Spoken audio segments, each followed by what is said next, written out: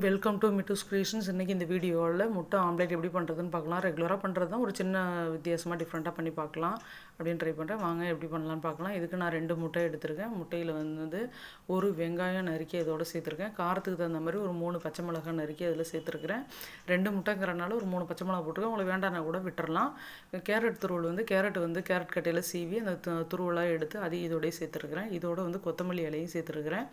அதோட மிளகுத்தூள், உப்பு, மஞ்சள் தூள், கரம் மசாலா இது 4மே இதோடய சேர்த்துட்டு அந்த நம்ம எடுத்துருக்க அந்த 2 முட்டை ப்ளஸ் வெங்காயம் கேரட்லாம் போடுறதுனால அது குவான்டிட்டிக்கு தகுந்த மாதிரி நம்ம போட்டுட்டு எல்லாத்தையுமே ஒரு பீட்டர் வச்சு நல்லா பீட் பண்ணி விட்டுக்கலாம்.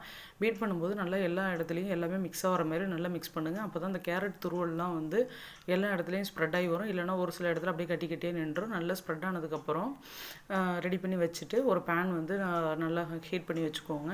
ஹீட் ஆனதுக்கப்புறம் அதில் எண்ணெய் விட்டு நம்ம மிக்ஸ் பண்ணி வச்சுருக்கோம் இல்லைங்களா, அந்த முட்டை ஆம்லேட் கலவையை எடுத்து அதில் நல்லா எல்லா இடத்துலையும் வர மாதிரி கொஞ்சம் நல்லா ரவுண்டாக ஸ்ப்ரெட் பண்ணி ஊற்றிக்கிங்க.